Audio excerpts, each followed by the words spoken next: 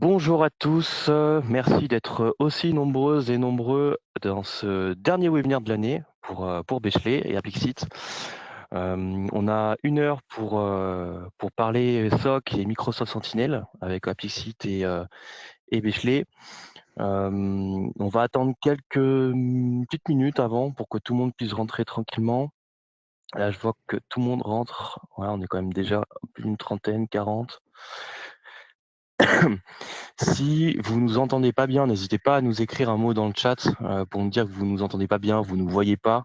Si vous avez des problèmes de connexion, vous pouvez me contacter par email. J'essaierai de vous répondre en direct ou directement via l'application. Le mieux, c'est de se connecter par l'application ou avec un navigateur à jour, plutôt Chrome ou plutôt Firefox. Si vous avez des questions pendant le webinaire, on va essayer d'y répondre à la fin. Il y aura un petit espace d'échange. Prenez le temps d'écrire la question dans l'onglet questions. Donc on la voit, hein, elle arrive chez nous. Voilà, le replay bien sûr, le webinaire est bien sûr en replay, donc il sera enregistré, il vous sera envoyé par email à la fin du webinaire, donc un jour après, avec la présentation au format PDF et un lien de rendez-vous pour Yacine. Donc n'hésitez pas à aller checker vos emails, checker les spams si jamais ça part en spam. Bon, je pense pas, mais bon, on sait jamais. Aujourd'hui, on va aborder la manière de moderniser son SOC avec Microsoft Sentinel et Apixit. Donc, avant ça, on va rappeler un petit peu qui on est. Donc, Bechley, c'est un gros groupe allemand, leader européen donc de l'IT. En France, c'est plus de 1100 collaborateurs. En Europe, c'est plus de 15 000 collaborateurs. Donc, ça regroupe en France Bechley Comsoft, donc spécialiste software, Apixit, donc spécialiste cybersécurité. Inmac d'Uvestor, donc qui fait aussi partie du groupe, qui est spécialisé dans la revente de matériel hardware et software, et Bechley Direct France, qui lui revend du software et du hardware aussi.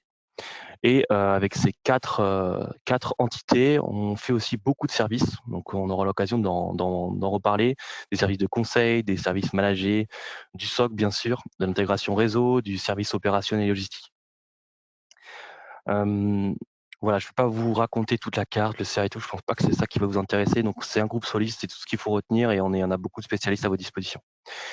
Et ça fait bien la transition sur nos 2 intervenants d'aujourd'hui. Donc, Yacine Drid, qui est Cyber Security Manager Microsoft chez nous, chez Bechley, Direct et Bechley Comsoft, et Franz Sky, donc qui est consultant SSI avant-vente chez Apixit, donc qui appartient aussi au groupe Bechley, mais qui a cette particularité-là. Aujourd'hui, donc on aura une petite introduction, on va parler un petit peu des défis de sécurité dans ce nouveau monde qui se complexifie. Pourquoi un SOC est-il nécessaire aujourd'hui et encore plus nécessaire en 2026? Comment on peut le moderniser? C'est vrai qu'on entend beaucoup de choses, on entend des trucs, oui, on va tout automatiser, machin, etc. Bon, on verra qu'on peut pas tout faire comme ça marche pas aussi facilement. On a Mmh. toujours besoin de l'humain et France va bien vous l'expliquer, Yacine aussi. On va vous présenter Microsoft Sentinel. Bon, c'est pour ça que vous êtes là aussi aujourd'hui. C'est pour qu'on vous parle de Microsoft Sentinel et de l'expertise de Apixit, en tout cas en termes de SOC manager. Il y aura la démo live et il y aura surtout un espace à la fin de questions-réponses. Je ne vais pas rentrer dans le détail de l'agenda. Je vais laisser la parole tout de suite pour l'introduction à Yacine et ensuite à Franz pour vous introduire le sujet avant de lui laisser la main. Oui, je te remercie Alexis. Bonjour à toutes et à tous et bienvenue dans ce webinaire. En soi, déjà pour introduire, actuellement, on sait qu'il y a de nouveaux défis. Quand on parle de nouveaux défis, on parle euh,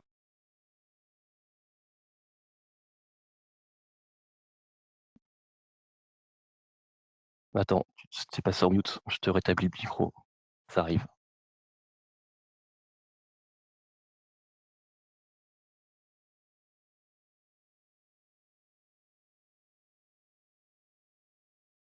Est-ce que c'est bon? On t'entend. Parfait. yes. Donc, par rapport aux défis sécurisés, comme on peut le constater la plupart du temps, c'est l'IA, l'émergence de l'IA, bien évidemment, la partie on-premise, la partie full cloud ou la partie hybride. En soi, la question est née de la partie complémentarité et intégration des logs depuis la partie on-premise ou la partie full cloud, ou bien actuellement, c'est la partie vraiment hybridation. Ça veut dire concrètement prendre des logs sur son SIEM, sur son SOAR et voir comment Microsoft Sentinel évoque aujourd'hui le fait de pouvoir être utilisé par les grandes entreprises ou tout type d'entreprise allant de 50 jusqu'à X postes. Et je laisse la parole à mon collègue France. Oui, France. Hop, je te demande de rétablir le son. Pareil, c'est le début. Bon. Yes. Le SOC, c'est l'alliance parfaite, entre une approche technique, et organisationnelle, comme on l'expliquait. L'humain, c'est vraiment, le point névralgique et central du SOC et s'appuie sur un certain nombre, d'expertises techniques et d'outils comme Sentinel, justement. Et c'est vrai qu'aujourd'hui, c'est d'autant plus nécessaire on est face à des menaces qui sont beaucoup plus sophistiquées, parfois qui passent sous les radars, hein. Donc il faut pouvoir, faire de la recherche, faire du threat hunting, identifier des signaux faibles. Donc c'est un SOC pour ça, c'est indispensable, hein, puisque les simples barrières, périmétriques ou de sécurité ne suffisent pas. Et ça nécessite effectivement d'être modernisé, on le verra comment, à la fois d'un point de vue, opérationnel, ouais, en termes de processus, mais également en termes d'add-on. On pourra parler justement, à cette occasion un petit peu d'IA. Super. Yacine, je vais te laisser la main. Hop, tu vas devenir présentateur. Merci. Et on va commencer par la première question. Donc, on va avoir 4 questions de sondage aujourd'hui. L'idée, c'est de pouvoir partager des résultats aussi avec vous. Donc 4 questions et on va commencer par la première. Donc il y a un pop-up qui va s'afficher et on va vous partager les résultats quand ça sera terminé. On va laisser quelques secondes. Alors, on commence par la première question. Quel est votre niveau d'intérêt ou de familiarité avec Microsoft Sentinel? Est-ce que vous découvrez Microsoft Sentinel? Est-ce que vous connaissez le produit mais vous ne l'avez pas encore testé? Est-ce que vous avez déjà fait un test interne intéressant? Est-ce que Sentinel est déjà déployé partiellement? Est-ce qu'il est déjà en production? On va laisser quelques secondes et on va vous partager les résultats. Vous votez très vite là. On est déjà à 57% de votants. C'est super rapide. Là, il y a quand même beaucoup qui découvrent. On est plutôt à 60% pour le moment. Allez, on va laisser encore 5 secondes et on va partager les résultats.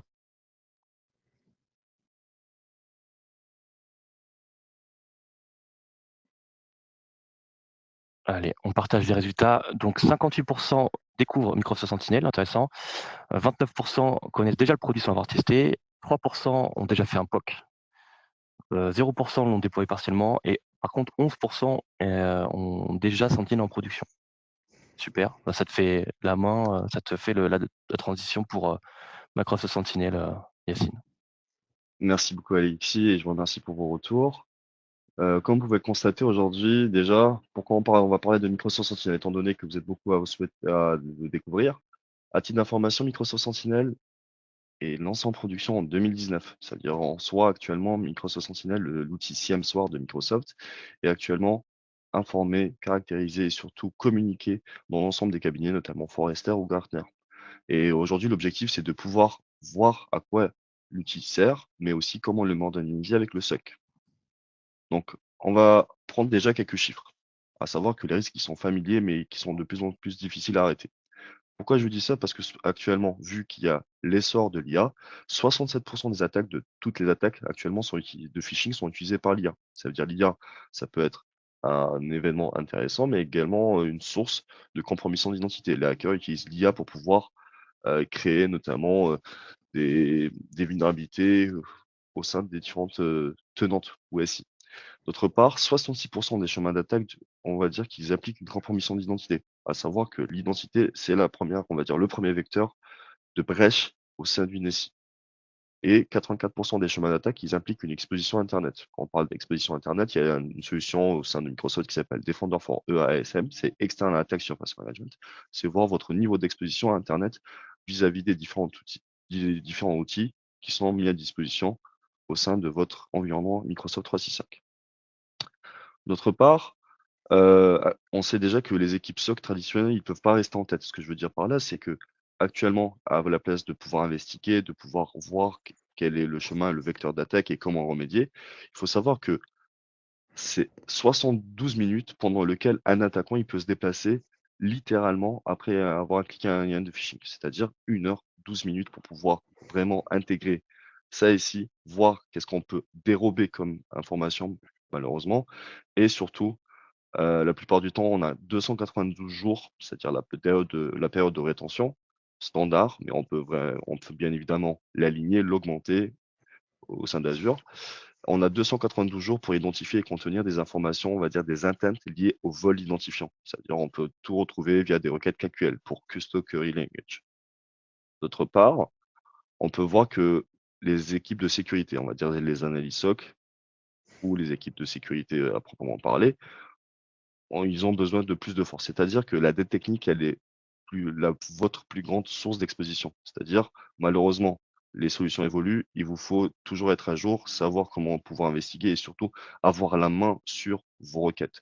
D'autre part, les attaquants, ils profitent des silos de sécurité. Quand on parle de silos de sécurité, c'est les différents vecteurs de sécurité, notamment la partie endpoint, la partie messagerie, la partie cloud apps, la partie applicative, mais également la partie data, sans parler pour la partie workload. D'autre part, les attaques, elles se produisent en quelques secondes et minutes, et non en heures ou en jours. Ça veut dire une attaque, ça se passe assez rapidement, on arrive à la détecter et il faut surtout activer une stratégie de remédiation via l'outil Microsoft Sentinel. D'autre part, comme on peut le constater, Microsoft Sentinel, d'après cette image, déjà, l'idée, l'objectif premier, c'est de prévoir les différents chemins d'attaque et surtout renforcer automatiquement les ressources que vous avez à disposition, que vous avez déjà créées. Deuxième étape, c'est contenir les brèches, c'est-à-dire les failles de sécurité grâce à l'autodéfense ou au renforcement des attaques, notamment via Microsoft Defender XDR. Derrière, on va donner aussi aux analystes, c'est-à-dire les analystes SOC, des moyens de chasser grâce à une expérience riche en contexte. C'est-à-dire au sein de l'outil, vous allez avoir vraiment toute la possibilité de voir le chemin d'attaque, par quel vecteur l'attaque est présente et comment elle a, on va dire, elle s'est déplacée au sein du tenant, qui est concerné, et ainsi de suite. Et surtout, l'objectif, c'est qu'il faut optimiser en continu grâce à une boucle fermée sur votre système de retour d'information. C'est-à-dire, il faut que ça soit au sein de votre réseau, au sein de votre noyau, au sein de vos logs pour pouvoir corréler et surtout investiguer en profondeur. D'autre part, quand on parle de Microsoft Defender, c'est la suite 365, mais également l'ensemble des solutions Microsoft, notamment sur la suite Azure. En fait, actuellement, et comme c'est évoqué par Gartner et Forrester, la plupart du temps, c'est la solution la plus complète du secteur, tant sur la partie SIEM, comme on peut le voir, parce que c'est assez flexible et on peut effectuer des réponses à travers tout le tenant. D'autre part, il y a la partie XDR sur la partie détection étendue et réponse, notamment pour la partie protection de vos endpoints, de vos périphériques, de vos identités, de la partie mailing, de la partie applicative et surtout des données comme énoncé précédemment. Mais surtout aussi une partie cloud sécurité, comme on peut voir la protection from code to runtime, c'est-à-dire grosso modo aujourd'hui, voilà, j'ai des équipes de développeurs, ils utilisent du GitHub, et ben vous savez qu'il y a Copilot for GitHub qui permet notamment de pouvoir sécuriser et de voir s'il y a une faille de vulnérabilité au sein du code. Et tout ça, vous l'avez notamment sur Azure. Il y a des réglages, des paramétrages à mettre en place, mais surtout de connecter vos différentes instances. D'autre part, comme évoqué précédemment, la partie exposure management, c'est vraiment l'outil qui va vous permettre de réduire votre empreinte digitale sur le net. Mais également, comme énoncé avec France précédemment, il y a la partie TI pour Threat Intelligence, c'est voir concrètement quelle est la CVE associée à l'attaque à l'instant T et comment surtout remédier. Tout ça pour vous dire également qu'il y a plus de 350 connecteurs qui sont mis à disposition, c'est-à-dire vraiment tout type de connecteurs avec différents types de vendeurs qui feront partie de la marketplace, on va dire, de Microsoft Sentinel. Vous pouvez connecter n'importe quelle instance, tant sur la partie on-premise et la partie full cloud. Il y a juste quelques éléments de paramétrage à mettre en place, c'est tout. D'autre part, comme on peut le voir, parce que déjà, l'objectif d'aujourd'hui, c'est d'anticiper pour stopper les attaques. Comme évoqué aussi, l'IA, c'est bien. Mais par contre, il faut avoir une sorte d'IA contrôlée. IA générative, c'est bien, on utilise les prompts. Mais par contre, l'objectif aujourd'hui, c'est de savoir comment l'utiliser afin de pouvoir mener à bien les opérations de sécurité à travers le tenant. Comme on peut voir, la partie reconnaissance, la partie mise en place, mise en réseau, la partie délivrée de l'attaque et surtout la partie exploitation. Tout ça, ça va utiliser des agents copilotes. À savoir, bon, il y a quelques semaines, j'étais Microsoft Ignite à San Francisco et il y a eu une nouvelle qui actuellement va plaire à beaucoup de clients, c'est la présence de Microsoft Copilot for Security qui est actuellement inclus pour les utilisateurs E5. Ça va vous permettre de pouvoir investiguer beaucoup plus rapidement vos menaces, vos logs, tout ce qui s'est passé sur votre tenante et de pouvoir trouver des remédiations assez précises, concises et surtout rapides. D'autre part, quand on peut le voir, on peut voir les différents niveaux d'alerte. Est-ce que c'est un token? Est-ce que c'est l'identité qui est impactée? Est-ce que c'est les différents on va dire, ponts de sécurité qui sont présents, notamment la partie identité, la partie endpoint ou la messagerie, et qui sont corrélés aussi avec Microsoft Entra ex Azure Active Directory. D'autre part, comme on le dit souvent, la défense de demain, c'est aujourd'hui. C'est-à-dire qu'il n'y a pas de temps pour savoir si je vais me sécuriser, si je vais me défendre ou pas du tout.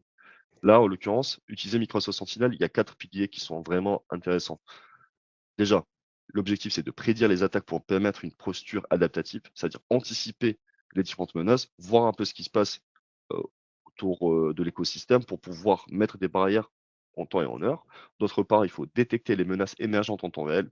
Là, en l'occurrence, c'est la partie XDR, mais également avec la partie CVE. Et surtout, vous allez remédier rapidement grâce à une réponse automatisée. Là, en l'occurrence, on évoque le sujet du SOAR pour Security Orchestration, Automatization and Response. C'est quoi? C'est plusieurs règles de Logic App que vous souhaitez mettre en place afin de pouvoir effectuer une action de remédiation. Pour vous donner un exemple, on a accompagné un client qui souhaitait interrompre toutes les connexions, on va dire le vendredi de 23h jusqu'au dimanche 23h. Si X, Y, Z, un collaborateur est en déplacement, et avec 3 tentatives de mot de passe erronés, exemple dans un pays à risque, là en l'occurrence, cette partie-là, l'utilisateur va automatiquement recevoir un mail de réinitialisation de son mot de passe avec en copie le manager, notamment sur la partie SOAR de Microsoft. Et surtout, bien évidemment, optimiser en permanence les opérations SOC. Et je laisse Alexis reprendre la main. Yes, deuxième question. Où en êtes-vous aujourd'hui dans la mise en place ou l'évolution de votre SOC? Pareil, petit sondage qui va apparaître et on va tous se partager les résultats. Comme ça, vous pouvez voir un petit peu comment vous êtes placé par rapport à vos pairs. Alors, ça vote très vite. Nous n'avons pas de SOC aujourd'hui. Pour l'instant, on est à 71%. Nous avons une supervision basique, 16%. Nous avons un SOC, mais souhaitons le moderniser. Nous avons un SOC, mais cherchons un modèle managé. Nous avons un SOC mature et structuré, 16%. Ça bouge, ça bouge. Vous êtes à peu près 57% votés, 60%. On va laisser encore quelques secondes. Ouais, c'est assez bien réparti. Allez, je vais stopper la question et vous partager les résultats. 40% d'entre vous n'ont pas SOC, 20% ont une supervision basique et 10% ont un SOC mais souhaitent le moderniser. 8% ont un SOC et cherchent à avoir un modèle managé et 23% ont déjà un SOC mature et structuré. Super intéressant pour la suite, notamment pour France. D'accord. Merci pour vos retours. Donc on Et va n'hésitez commencer. pas, hein, Oui. juste avant Yacine, n'hésitez pas, hein, je vois des questions qui se posent dans l'onglet questions. On va essayer d'y répondre à la fin, donc posez toutes vos questions, et même si on n'y répond pas en direct tout de suite, quand Yacine ou quand Franz parle, on prend le temps à la fin d'y répondre.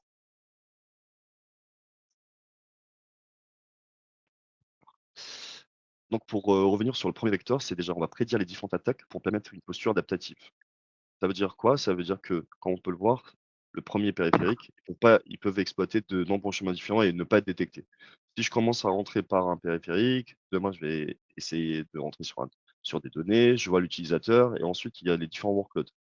Les différents workloads, notamment sur la partie, périphérique, envoi d'informations sur l'ensemble du tenant et savoir qui a fait quoi surtout et quel élément déclencheur a provoqué cet incident ou événement.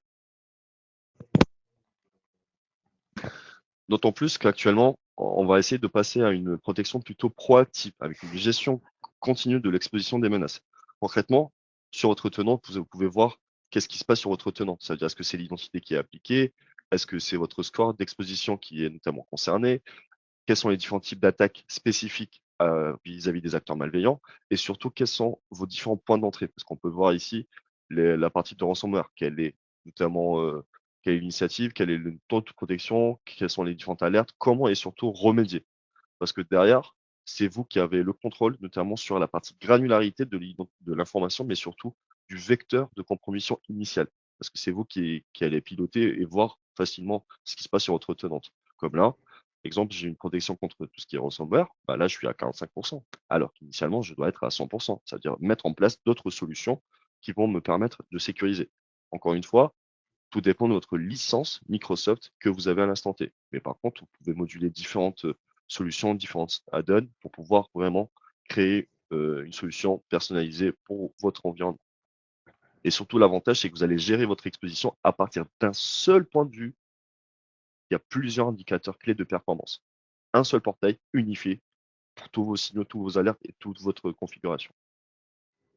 D'autre part, comme on peut le constater, on va parler de la partie d'anticipation et surtout bloquer les menaces. Parce que là, en l'occurrence, on va essayer de détecter les menaces émergentes en temps réel. Qu'est-ce qui se passe à l'instant T où on se parle?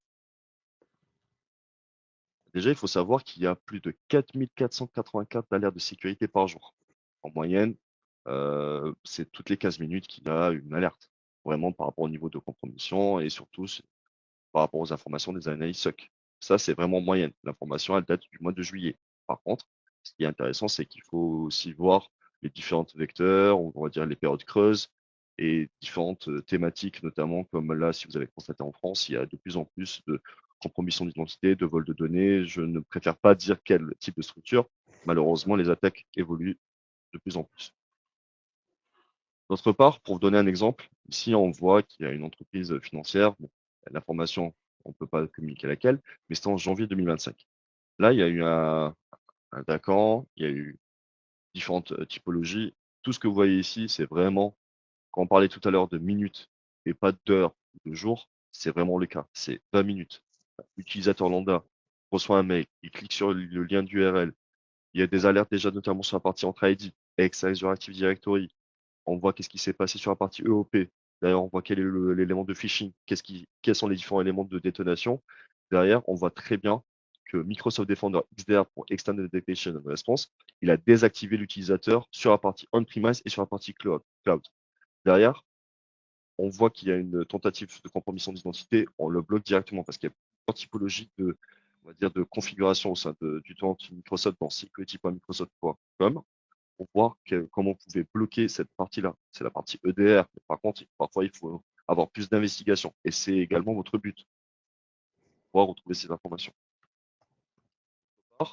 Pourquoi je parle des interruptions qui sont automatiques?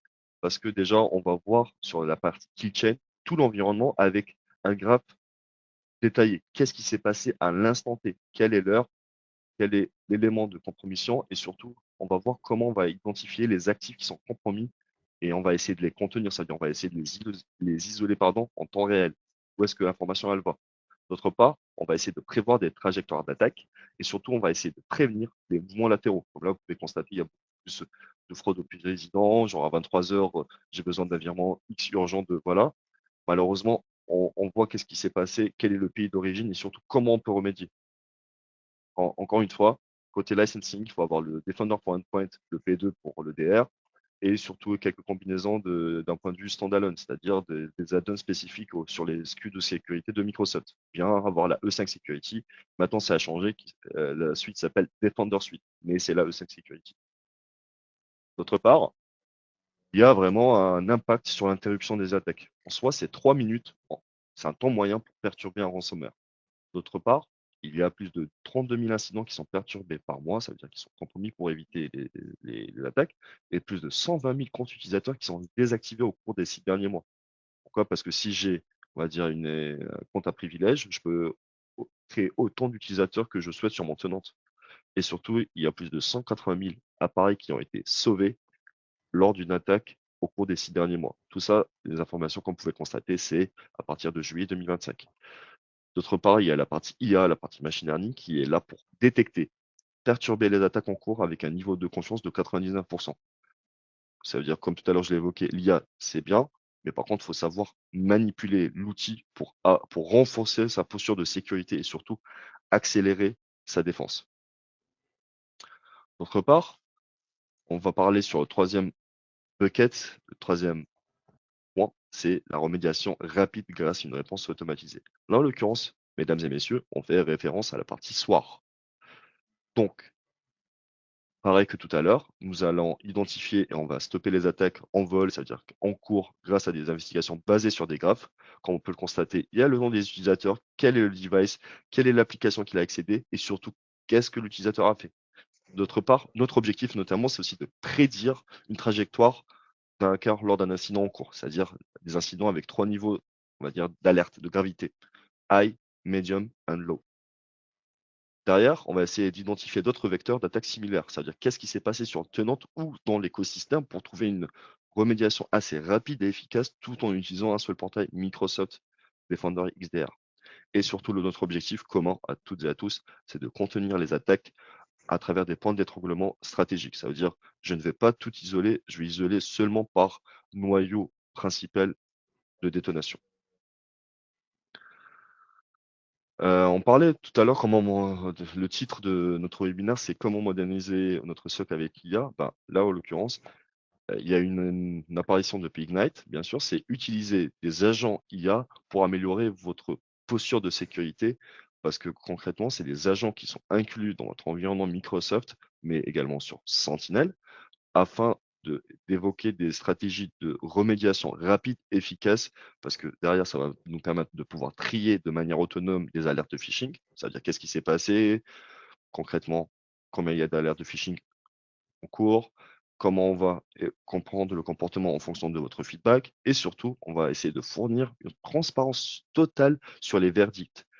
Je ne dis pas qu'actuellement, sur cette partie, les agents, ils vont juste faire le travail de remédiation automatique. Non, ils vont pouvoir m'aider à moderniser mon SOC et à trouver des vecteurs de compromission plus rapides via des agents, comme on peut le constater ici, où on voit qu'il y a la partie high, niveau de gravité qui est high, on voit que le statut il est en progrès. Ça veut dire que concrètement, je n'ai pas assigné cette alerte à un interlocuteur au sein du tenant ou de mon équipe sécurité, comme on peut le voir ici. D'autre part, comme on peut le constater, le dernier point, c'est optimiser en permanence les opérations SOC. Concrètement, comme on a dit, il y a les outils, mais par contre, un SOC reste toujours important parce que derrière, c'est des gens, des spécialistes, des experts de la cybersécurité qui ont vraiment une connaissance accrue sur les différents sujets de sécurité, qui doivent vraiment utiliser les différents outils type Sentinel, Microsoft Sentinel pour le SIEM, SOAR, au sein de l'écosystème. Là, comme on peut voir, de plus en plus, il y a des utilisations de données clients. C'est-à-dire, plus on a de data, plus on a de logs qui sont ingérés, plus on a d'éléments de compromission. Et toutes ces informations, on peut les voir à travers cet indicateur, comme on peut le constater, c'est-à-dire vraiment tout ce panel d'utilisation. Parce que derrière, on va essayer d'optimiser votre donnée, combien de données sont ingérées, qu'est-ce qui s'est passé sur le tenant et quel est le niveau d'optimisation, qu'est-ce qui est en progrès, qu'est-ce qui est complété. En fait, ça va vous donner vraiment, pour les analyses SOC, un outil spécial conçu pour le quotidien de votre équipe SOC. Et surtout, ça sera assez rapide, efficace et surtout intéressant pour le tenant. Comme on peut le constater ici, déjà il y a plus de 350 connecteurs qui sont natifs et je suis sûr que ça va continuer à évoluer sur la partie Microsoft Sentinel. D'autre part, l'objectif c'est aussi de rassembler des ressources, des activités et données de contenu. Parce que comme on peut le constater ici, là on parle de Microsoft Sentinel qui est sur Azure. Mais par contre, on peut aussi se connecter à votre instance AWS. Exemple, vous avez plusieurs workloads de production, des comptes de stockage, des comptes de développement ou autre. Là, on les a. Directement, on est connecté, on voit qu'est-ce qui se passe, quel est le niveau de données reçues, quelles sont les différentes alertes et surtout comment faire la requête et la chasse avancée. On voit bien qu'est-ce qui se passe sur la partie, vu que sur Sentinel, c'est très simple. Il y a déjà des prérequis, comment configurer et surtout comment interconnecter cette partie d'interopérabilité opérationnelle. Derrière, pour configurer, c'est assez rapide parce que vous pouvez personnaliser en seulement 2 heures. Là, quand je dis 2 heures, c'est un point de vue global, ça veut dire toutes vos instances que vous souhaitez connecter. En l'occurrence, sur Sentinel, c'est très très rapide parce que vous pouvez utiliser un workbook qui est déjà mis à disposition et vous choisissez quelle, on va dire, source ou puits de log vous souhaitez onboarder sur votre Microsoft Sentinel, sur votre outil SIEM. Sans que cette liste ne soit exhaustive, vous avez vraiment tous vos connecteurs, comme on peut dire, c'est des connecteurs qui sont prédéfinis. C'est des conteneurs out of the box. Sur la partie applicative, sur la partie DLP, notamment Information Protection and Data Loss Prevention, la partie gestion des vulnerabilities, notamment exemple avec du Qualys, des cloud providers AWS ou GCP, partie identité, opération bien évidemment, la partie réseau, la partie sécurité des périphériques, la partie firewall, comme on peut constater la plupart du temps du Cisco, du Fortinet, et derrière la partie sécurité du mail, même si vous n'avez pas uniquement la solution Microsoft pour Microsoft Defender for Office 365 P1 ou P2. Là, en l'occurrence, vous pouvez utiliser d'autres solutions. Et l'objectif, c'est de pouvoir collecter ces logs pour trouver les alertes, pour pouvoir remédier derrière. Vous voyez, c'est vraiment votre outil pour les analyses SOC au quotidien. Mais il y a également du WAF ou sécurité réseau. Voilà. Et là, l'objectif, c'est que vous, en tant qu'analyste SOC, RSSI, DSI au quotidien, il y a cette plateforme parce que c'est très intéressant d'utiliser Microsoft Sentinel parce que c'est déjà intégré sur votre tenant, c'est-à-dire votre environnement Microsoft 365. Et ça touche tous les briques de la sécurité, notamment la partie mail, la partie endpoint, la partie identité, la partie applicative et la partie différents workloads, notamment sur la partie Azure ou autre. Là, comme on peut voir, c'est une kill chain. On voit le premier vecteur, bien sûr, c'est la partie mail. On voit que c'est la partie mailing collaboration. On ouvre un fichier, on clique sur l'URL, on va sur un site web. Il y a une partie d'exploitation et d'installation et surtout la partie commande, sur la partie EDR bien évidemment.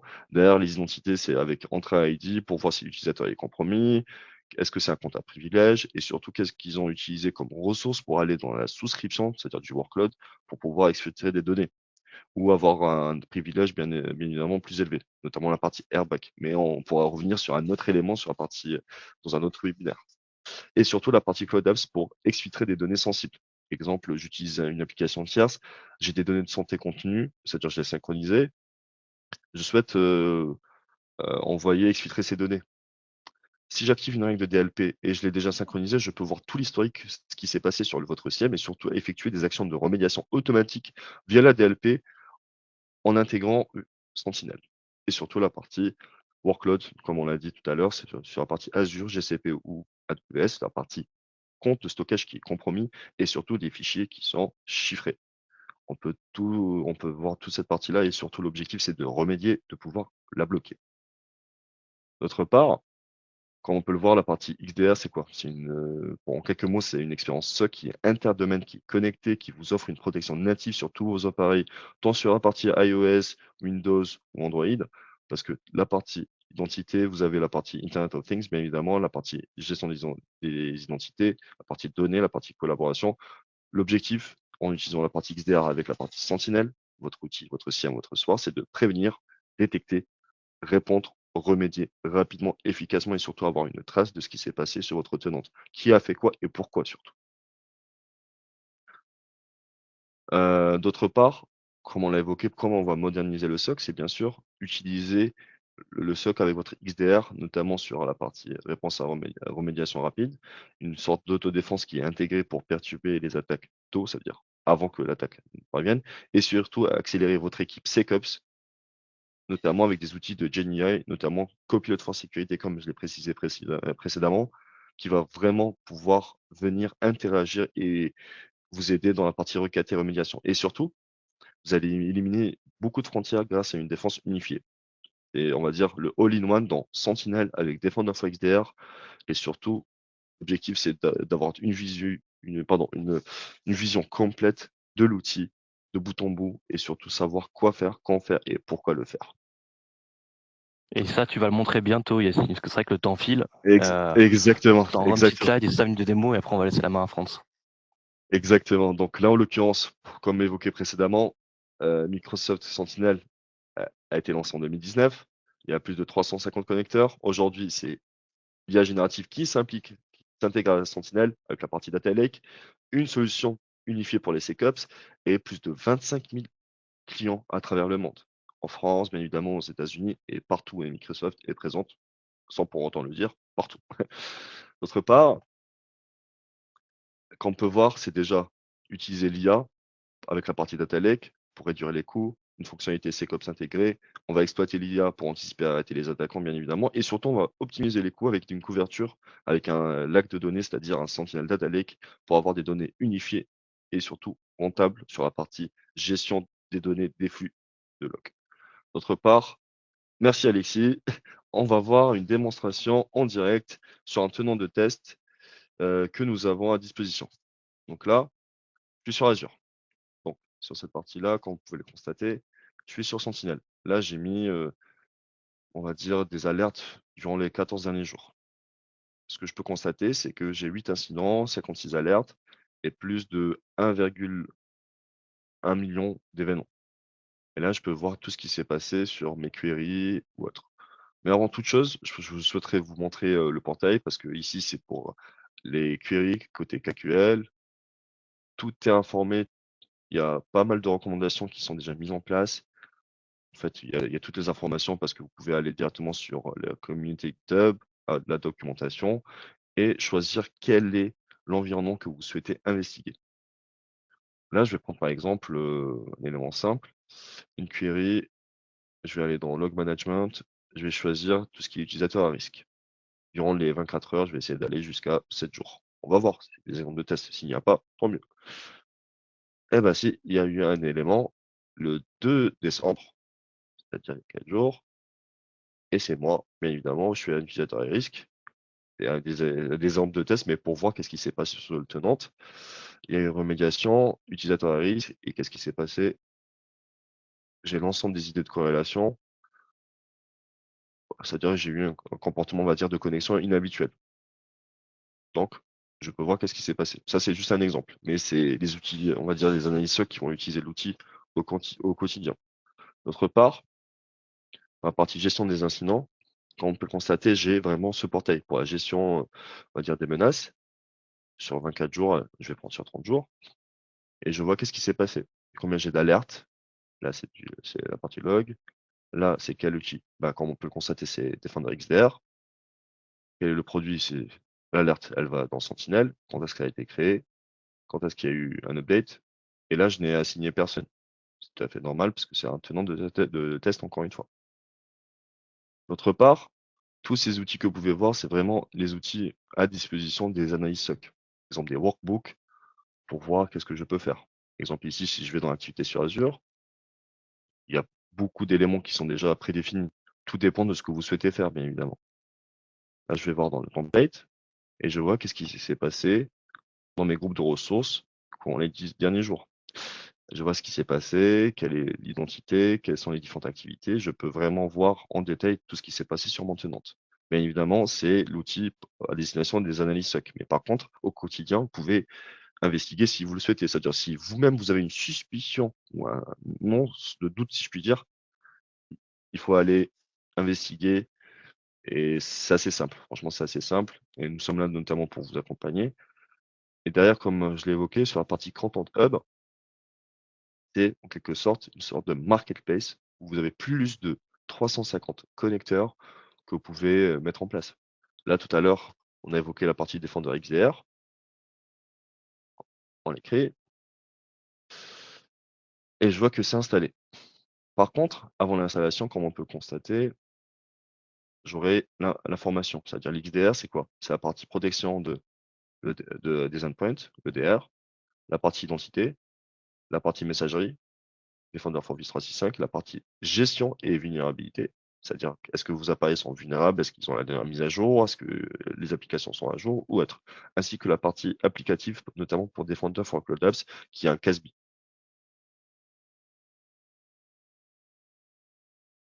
Donc là, je vois qu'il est connecté. Pour le moment, je n'ai pas d'alerte. Mais toutes ces données-là, je peux les onboarder et avoir toutes les informations pour utiliser mon SIEM Sentinel. Côté coût, parce que la plupart du temps, on va voir la partie coût, pricing. Donc on va aller dans cost, en euros. C'est assez simple, mais on verra ça lors de l'accompagnement, mais tout dépend de ce que vous souhaitez faire. Et surtout, vous avez des réductions si vous utilisez vos licences Microsoft 365 ou 5 Security ou autre. Là, pour le moment, sur 90 jours, nous sommes à 131 euros. Pourquoi? Parce que j'ai effectué des requêtes, je vois quel est le nombre de gigas que je souhaite ingérer par jour. En fait, l'objectif, c'est de savoir par où commencer. Quel est, on va dire, mon cahier de charge d'investigation au quotidien.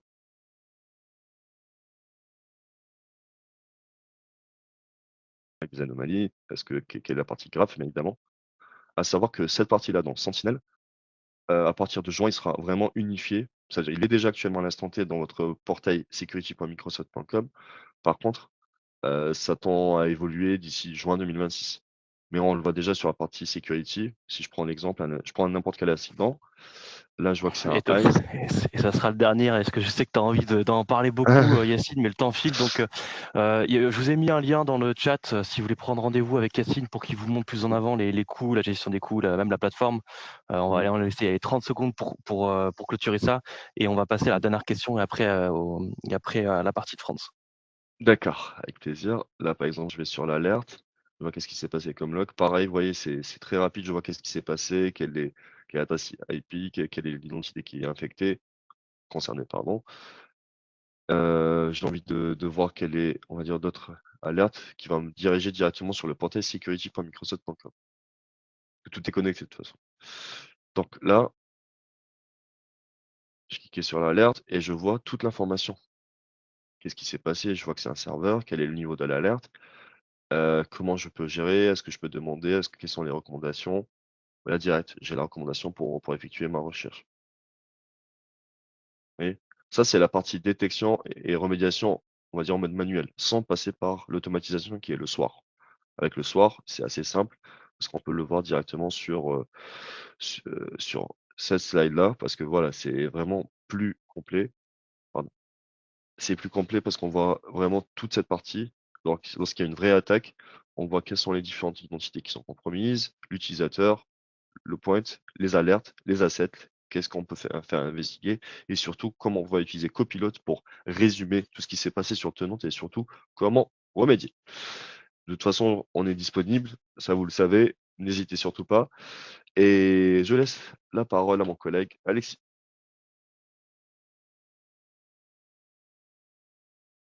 Alexis, tu es en mythe. On a vu que c'est très condensé, merci Yacine, hein, donc n'hésitez pas à prendre rendez-vous pour aller plus loin. On va faire la dernière question, on va switcher sur l'accompagnement SOC d'Apixit. Allez, petite question, quelles sont, pareil, hein, cette question elle sera partagée à tout le monde, hein, parce que l'idée c'est qu'on puisse vous partager les résultats. Quels sont vos principaux défis de sécurité aujourd'hui? Est-ce que c'est plutôt un manque de visibilité globale, une collecte disparate des logs? Est-ce que c'est plutôt trop d'alertes, une difficulté de priorisation, un manque de ressources internes? Il n'y a pas d'analyste ou l'expertise KQL. Est-ce que c'est au niveau de la conformité de l'audit des obligations réglementaires ou plutôt autour de la modernisation ou du changement du CIEM-SOC? Alors vous répondez vite aussi, vous êtes encore là, c'est bien, c'est rassurant. 55% sur le manque de visibilité globale. Ouais, c'est intéressant. Je laisse quelques secondes encore, hein, vous votez vite. 60% de votants déjà. Ok, donc je vais clôturer comme ça. On avance. 51% manque de visibilité globale, collecte des disparates des logs. 54% sur le manque de ressources internes. 31% sur trop d'alertes avec une difficulté de priorisation. 26% autour de la conformité de l'audit. Et 6% autour de la modernisation et changement de SIEM. Intéressant. Ok, ça fait super bien le lien avec ce qui va arriver par la suite. Et je vais partager mon écran comme ça. France pourra nous dire un petit peu plus sur le SOC managé. Hop, je vais partager mon écran. Hop. Et merci et bonjour à tous. Donc oui, pour vous expliquer un petit peu comment Apixit au sein du groupe BHE se positionne en termes d'offre SOC, on a une offre SOC qui est composée de 3 grands ensembles. On a un ensemble bleu que vous voyez à l'écran qui est plutôt dans la notion anticipative et préventive avec un VOC dans lequel on va essentiellement structurer la stratégie de gestion des vulnérabilités qui passe au hasard par déjà savoir de quoi on parle en termes d'assets et un certain nombre de services complémentaires, de veille sur la vulnérabilité, de scan de vulnérabilité, de veille ASM. Donc une vision stratégique et tactique de la menace. Des accompagnements issus de notre expertise sur les différentes briques technologiques qui sont déployées chez nos clients, à la fois sur la MCO et le MCS. La partie centrale du SOC, qui est basée à la fois sur la détection et la réaction. On différencie, nous, la réaction de la réponse à incident. La réaction, c'est lorsque l'incident est encore maîtrisé et maîtrisable, en tout cas par le SOC, par un certain nombre d'actions, qui vont être des actions soit manuelles, soit automatisées, mais dans tous les cas systématiquement préapprouvées, pour des raisons évidentes de limitation ou d'acceptation, en tout cas des impacts, sur les modifications qu'on va potentiellement effectuer sur un certain nombre d'équipements, dans le cadre de la réaction. Et on accompagne nos clients également du coup sur la réponse incident, donc on a notre propre CSIRT, qui permet justement soit ponctuellement de faire de la levée de doute ou de l'analyse informatique, soit dans le cadre d'une compromission plus étendue, d'intervenir avec projection de ressources et rétablissement du SI.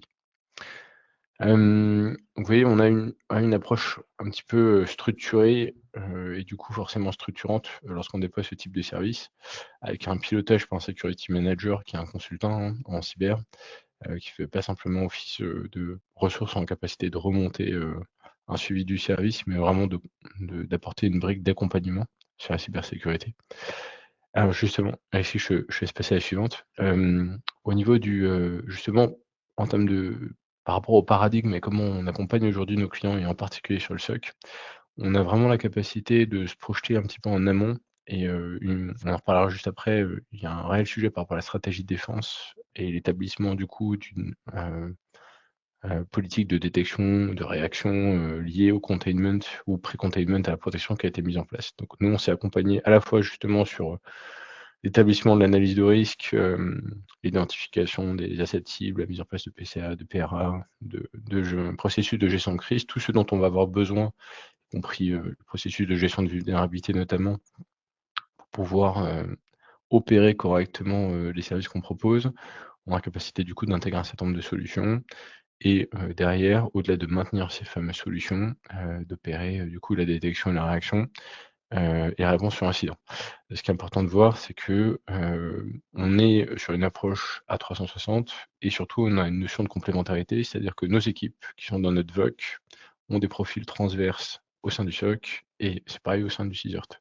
Donc on n'est pas une organisation silotée, on a cette force et du coup on a une double approche, sécurité offensive et défensive dans les conseils, dans les prestations qu'on apporte à nos clients. Alors justement, Alexis, je vais te laisser passer à la suivante. Justement pour aller sur le propos de on parle de SOC moderne et je pense que Yacine vous a bien présenté les choses.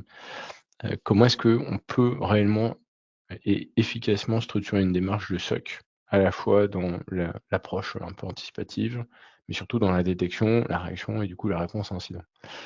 Alors première chose, effectivement, c'est de savoir de quoi on parle. Et très souvent, quand on a aujourd'hui certains de nos clients, on leur demande s'il y a déjà au moins une liste d'inventaire, d'assets critiques, le lien avec les métiers, est-ce qu'il y a un plan de continuité d'activité ou de remise en route. Et en fait, très souvent, ces enjeux-là manquent et pourtant ils sont extrêmement structurants, puisque pour être efficace dans une détection, plus on sait rapidement de quoi on parle, plus on sait rapidement à qui s'adresser pour qualifier, plus on sait rapidement ensuite à qui il faudra peut-être demander des délégations concernant les réactions qu'il va falloir peut-être mettre en place. Ça peut être technique, process, ainsi de suite. Plus on sera efficace. Donc il y a un premier sujet, et ça, c'est cette information-là qui n'est pas forcément prévue nativement dans le SIEM, mais qu'on est en capacité d'apporter avec des bases de données secondaires. Et grâce au SOR, on est capable d'enrichir les alertes qui sont dans le SIEM avec ces contextes. Du coup, ça va permettre justement d'être un petit peu plus précis et ça va permettre surtout d'établir les solutions par rapport au plan de traitement du risque au niveau technique, au niveau du processus et puis plus largement au niveau de l'externalisation si c'est nécessaire. Dans la collecte elle-même de la donnée qui va être nécessaire pour le service de détection, vous l'aurez compris, bon, toute cette base, toute cette stratégie de défense, il faut la faire vivre dans le temps. On a quand même des normes qui parlent de SMSI, notamment dans la 27001, qui vont dans ce sens. Et ce qui est important, c'est que déjà, il faut avoir une information qui est à jour et surtout vis-à-vis du SIEM et vis-à-vis de tout l'écosystème en fait qu'il va y avoir rattaché au SIEM, il faut que cette information et puis cette garantie en termes forcément de confidentialité, puisque quand vous faites des rapports sur des connexions de certains utilisateurs et qu'il y a des données personnelles dedans, forcément, vous êtes censé avoir prévenu l'utilisateur, renseigné votre registre de traitement des données. Il ne vaut mieux pas que ces données fuitent, puisque dans ce cas-là, il y a une atteinte immédiate à la confidentialité des données. Pour les notions de disponibilité et d'intégrité des collectes d'informations, ça semble évident. Si on a une perte de collecte ou une modification de l'information qui est remontée, ça va être dur de réaliser une détection efficace. Alors c'est important de sanctuariser et la collecte et l'archivage, comme je vous l'expliquais, d'autant plus qu'il y a un certain nombre de contraintes maintenant réglementaires qui arrivent sur le sujet. Je pourrais vous développer ça une autre fois. Mais il faut sanctuariser au maximum cette information. Yacine vous le montrait très bien, et c'est encore plus vrai lorsqu'il y a en plus des notions de signaux faibles. Le SOC, c'est pas quelque chose de magique. Il n'y a pas des alertes pour chaque attaque. Vous seriez étonné du nombre d'attaques qu'on a aujourd'hui avec de l'évasion, de MFA, de DR et ainsi de suite, qu'on arrive quand même potentiellement à détecter, mais qui sont tellement sophistiquées que si on n'avait pas justement ces données brutes dans lesquelles on fait de la recherche, on aurait eu du mal à y détecter et à travailler dessus. Dernière chose, il faut pouvoir du coup enrichir ces données. Je vous ai parlé du contexte métier, savoir à qui appartient l'IP, dans quel service c'est, dans quel VLAN c'est, est-ce que c'est un asset qui est critique, quels sont les métiers qui y sont attachés, quels sont les enjeux qu'il peut y avoir en termes d'impact, si on doit isoler ce poste du réseau ou pas, c'est des choses qui sont importantes. Les scénarios de risque, c'est important. On a des outils d'une puissance phénoménale, mais les scénarios de détection, il faut pouvoir prendre ceux qui sont aussi adaptés aux scénarios de risque qui pèsent sur les métiers. Ces scénarios de risque qui de mieux que les propriétaires même des assets. Par exemple, vous faites en sorte de bloquer un certain nombre de places en attente de réservation sur des trains, sur des avions. Vous forcez un petit peu le système et il y a des avions ou des trains qui partent à vide. C'est un scénario pris comme ça. C'est un scénario métier et ça, il n'y a aucun acteur de la cyber qui, dans toutes les technologies, saura vous le donner sous forme de détection, de scénario de détection nativement prévu dans le produit. C'est quelque chose qu'il faut réfléchir dans la stratégie de détection. De la même manière, il faut une veille tactique et stratégique. Cette gestion d'information, elle est super importante puisque dans la veille stratégique, on fournit via notre VOC, et c'est vrai via d'autres VOC sur le marché, la capacité de connaître ce que l'attaquant sait de votre organisation. Et donc ça, potentiellement, dans la stratégie de patch management et de contour et de traitement temporaire d'une vulnérabilité ou de rehausse ou d'adaptation des processus de cyber qui sont en place, c'est important. La veille tactique est tout aussi importante, savoir que j'ai des acteurs du même secteur économique que le mien qui sont fait attaquer, c'est nécessaire. De le savoir, ça permet d'anticiper un petit peu les choses.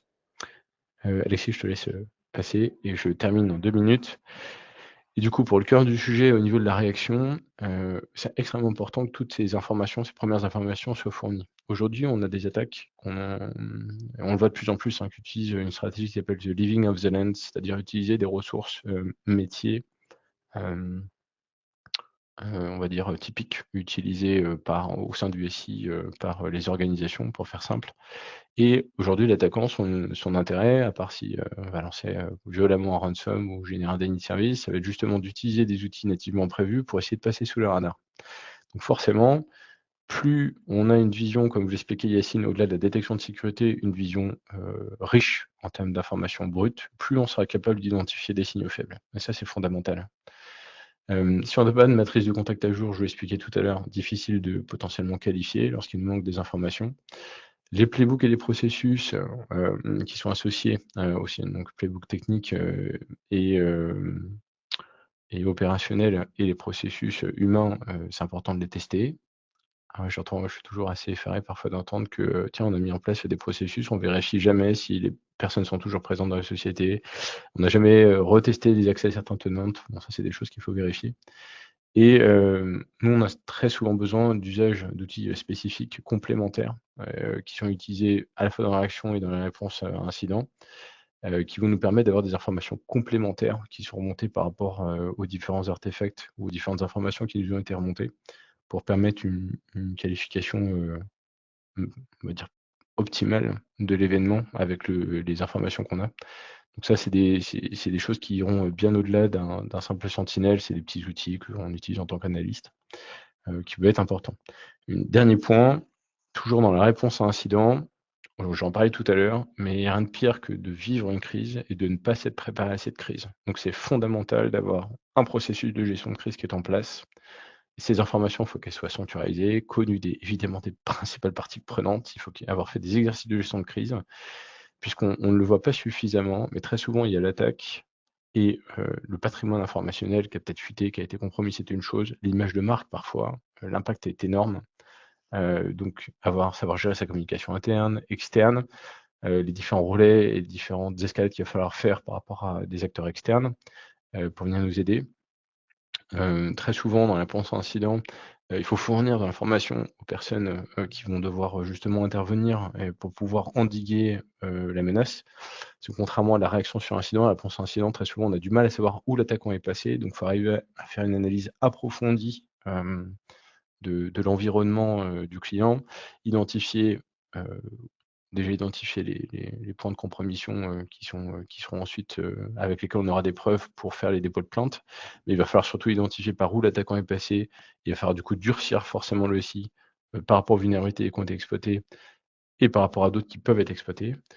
Et ça, on peut le faire qu'en ayant un maximum d'informations. Donc déployer certains outils qui permettent de remonter ces informations aux prestataires, ça peut être intéressant. Et surtout, c'est important dans la stratégie de remédiation et de création d'une bulle de confiance. C'est-à-dire une zone du SI qu'on aura checké, validé, et ainsi de suite, qu'on va étendre petit à petit vers les différents assets que portent les métiers, qui utilisent les métiers, pardon. Il va falloir être en capacité, justement, du coup, d'avoir la stratégie de PCA et PRA qui est en place pour pouvoir savoir quels sont les assets qu'il va falloir redémarrer en premier, et ainsi de suite. Il faut, en tout cas, mon message, c'est d'avoir une approche structurée, puisque très souvent, le bazar ambiant associé à l'incident de sécurité, notamment en termes d'émotion, c'est ce qui amène très souvent à un impact, une amplification de l'impact de la cyberattaque. Top, merci France. Et on va enchaîner sur notre accompagnement. Donc on a une mission cyber, enfin même plusieurs dédiées, et Yacine va vous en parler en une petite minute. Vous pouvez prendre rendez-vous via le PDF qu'on va vous envoyer, ou via le QR code qui est là, ou via le lien qu'on vous a mis directement dans le chat. Et après on passera aux questions-réponses. D'accord. Merci beaucoup France de ton intervention. Merci également Alexis. Mesdames et messieurs, comme vous pouvez le constater, notamment au sein de Bechley Comsoft, on accompagne nos clients sur différentes missions en cybersécurité sans que cette liste ne soit exhaustive, bien évidemment.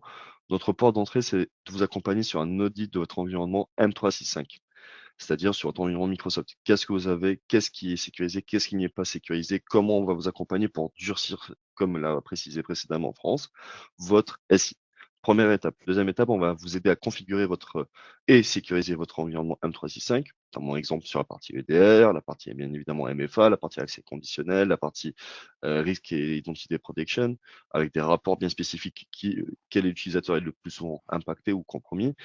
Surtout, là, à l'ère de l'IA, comme je l'ai précisé, ce qui est très important, dans mon équipe, on a des personnes compétentes, notamment sur la partie sécurité de l'IA, notamment qu'est-ce qu'il faut mettre en place pour sécuriser l'IA avec vos données M365, notamment, mais également une expertise sur la partie sensibilité des utilisateurs, bien sensibiliser les utilisateurs aux risques cyber, exemple comme le phishing, la part spear phishing ou autre.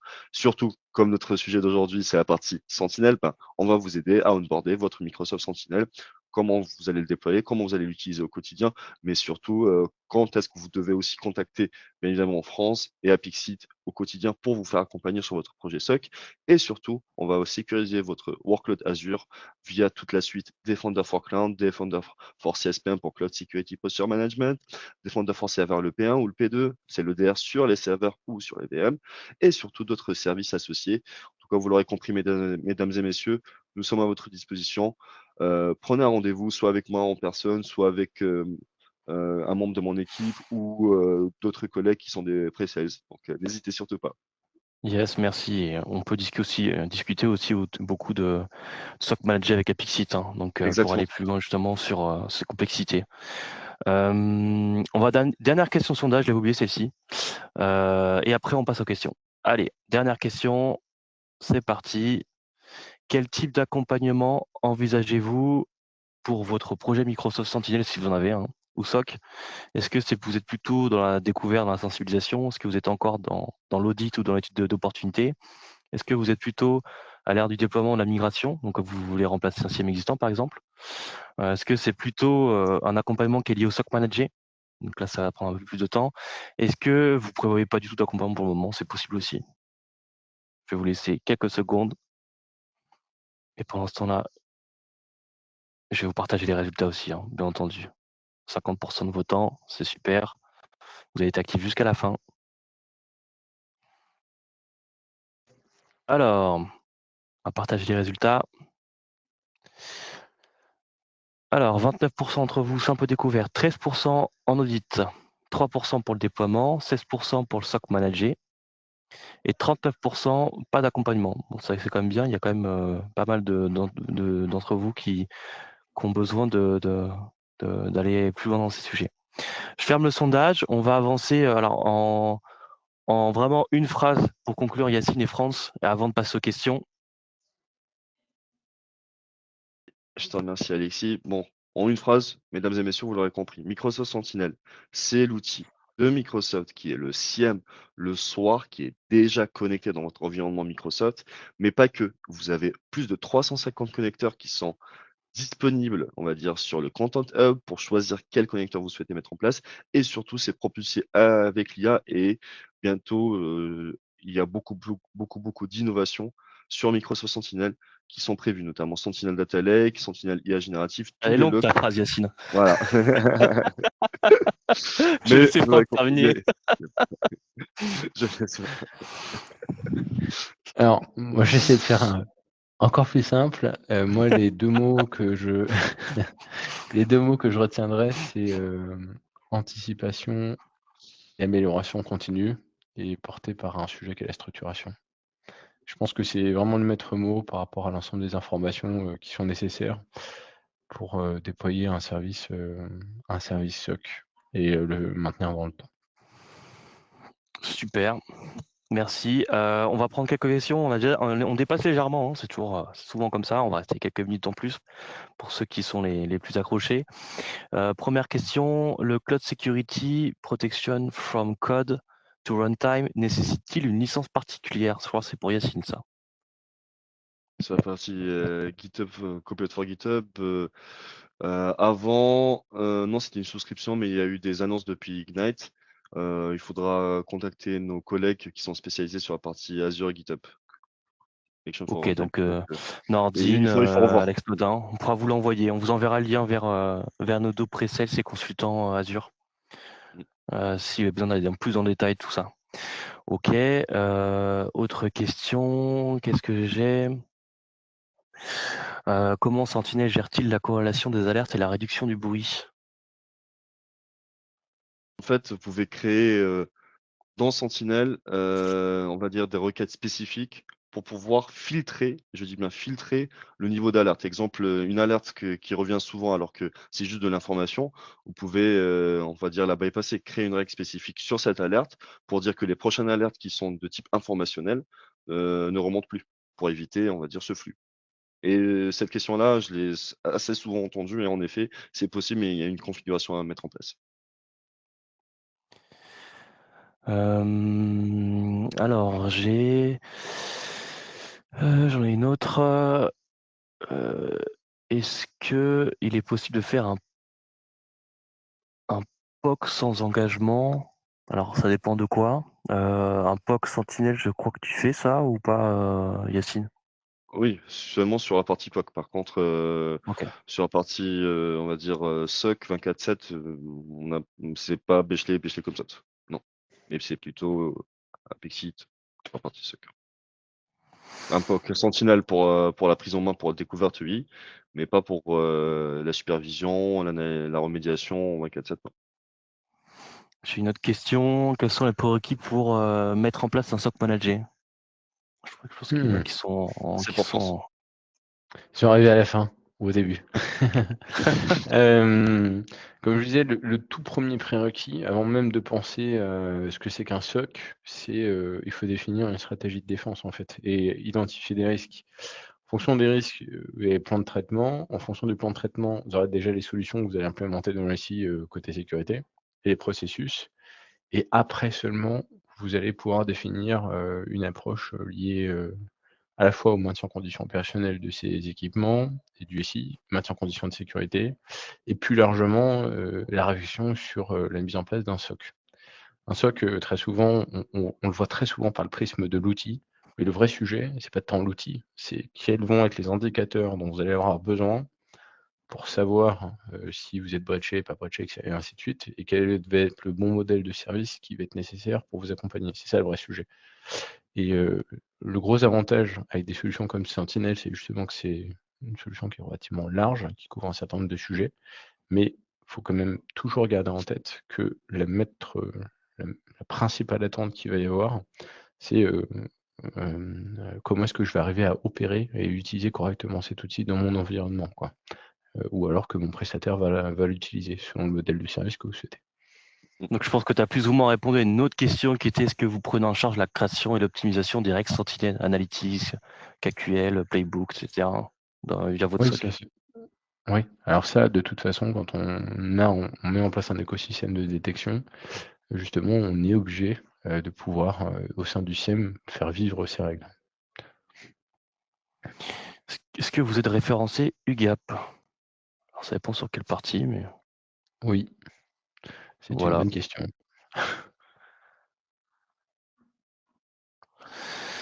2 heures pour créer un connecteur. Non, là, entre autres, c'est la plupart du temps quand j'avais évoqué 2 heures pour créer un connecteur, c'est-à-dire pour mettre en place la partie de configuration, exemple sur la partie AWS ou autre. Tout dépend des instances que vous souhaitez connecter. Ça veut dire que vos logs, que vos informations remontent sur Sentinel. En moyenne, on va dire c'est 2 heures, mais c'est des chiffres, c'est un chiffre assez large, mais tout dépend de quel puits de source de données vous souhaitez ingéré dans Sentinel. Oui, par exemple, tout ce qui est Defender XDR, c'est déjà dans Microsoft Sentinel. Du coup, c'est juste quelques paramétrages, ça prend maximum 30 minutes pour que tous les voyants soient verts, pour que ça commence à avoir des données, comme on l'a vu dans la démonstration. Mais l'information de 2 heures pour mettre un connecteur, ça dépend, on va dire, de votre cahier de charge.